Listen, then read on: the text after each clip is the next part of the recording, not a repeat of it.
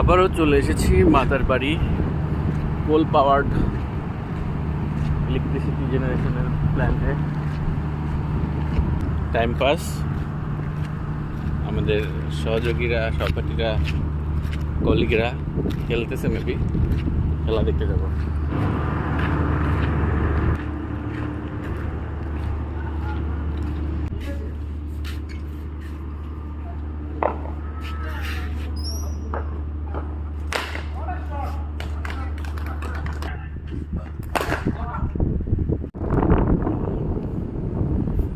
আমার সামনে কুহেলিয়া নদী,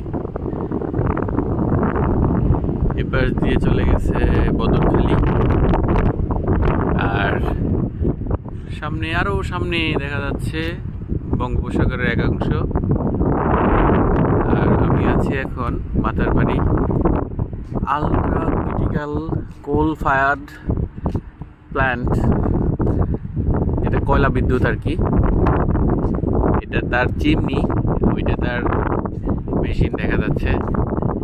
এই চিমনিটা মোটামুটি 80 তলা মতো উচ্চতা সম্পন্ন, দেখে ছোট মনে হচ্ছে। আর ওই বিল্ডিংটা হচ্ছে 30 তলা কি 25 তলা হবে।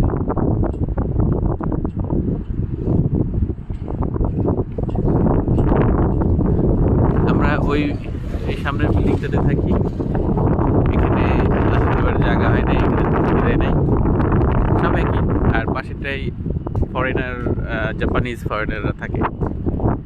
আর ন্যাশনাল গ্রিডে এইসব বিদ্যুৎ চলে যাবে তার দিয়ে। এখানে অনেক টিম কাজ করছে, যেমন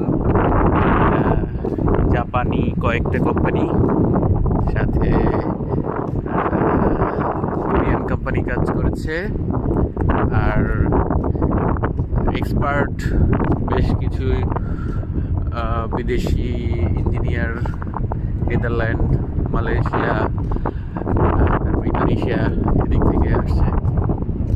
তো ওই যে হলুদ রঙের যে এখানে কয়লা মজুত করা থাকবে, এগুলো অনেকগুলোই আছে কয়লা মজুত করার জায়গা। এখান থেকে দেখানো যাচ্ছে না ঠিকভাবে। যাই হোক, আপাতত এটুকুই। আর আমাদের এই সফরের মধ্যে নিম্নচাপের একটা প্রবণতা ছিল আসার পর থেকেই। আমরা বাইরে তেমন একটা ঘুরতে পারি না, বা এবারও সুযোগ হয় নাই। আর এই বৃষ্টি, এই ঝড় এরকম আসতেই থাকে সব সময়।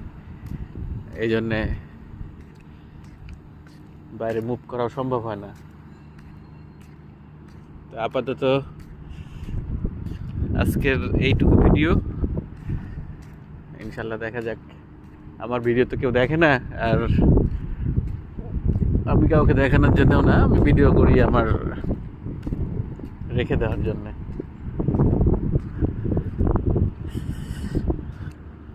তবে এটাকে আমি বেসবল ব্যাট বলি।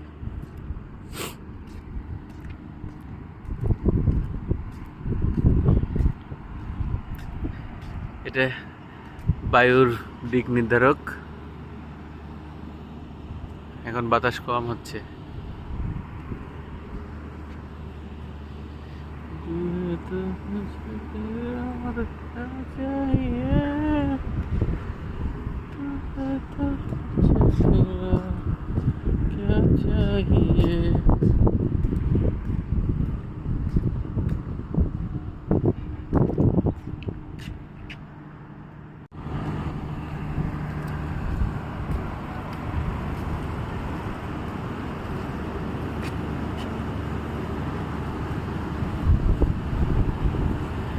এখানে জেনারেটর দিয়ে 24 ঘন্টা আমরা বিদ্যুৎ পাই।